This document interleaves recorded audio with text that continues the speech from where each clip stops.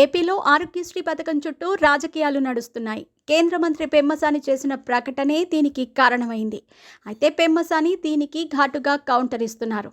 ఆంధ్రప్రదేశ్లో ఆరోగ్యశ్రీ పథకాన్ని తీసేస్తారని వైసీపీతో పాటు కాంగ్రెస్ కొత్త అనుమానాలు వ్యక్తం చేస్తోంది. దీనికి కారణం కేంద్ర మంత్రి పెమ్మసాని చేసిన వ్యాఖ్యలే. ఆయుష్మాన్ భారత్ పథకాన్ని ఉపయోగించుకోవాలని ఆయన గుంటూరులో పిలుపునిచ్చారు. ఆరోగ్యశ్రీ తీసేసి ఆయుష్మాన్ భారత్ను పెడుతున్నారని విపక్షాలు ఆరోపణలు చేస్తున్నాయి. తాజాగా షర్మిల కూడా ఇదే అంశంపై ట్వీట్ చేశారు.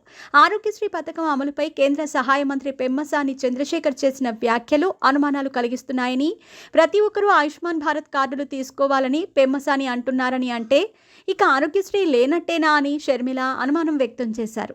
కేవలం ఆయుష్మాన్ భారత్ పథకాన్ని అమలు చేయాలనుకుంటున్నారా అని ప్రశ్నించారు.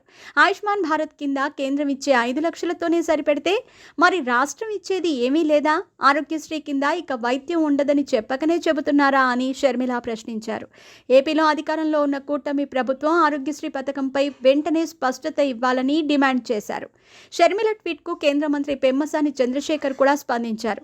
ప్రజల్ని తప్పుదోవ పట్టించే ప్రయత్నం చేస్తున్నారని, ఆరోగ్యశ్రీకి ఆయుష్మాన్ భారత్ రీప్లేస్మెంట్ కాదని స్పష్టం చేశారు. ప్రజలకు మరింత మెరుగైన వైద్య సేవలు అందించేలా చర్యలు తీసుకునే ప్రయత్నమేనన్నారు.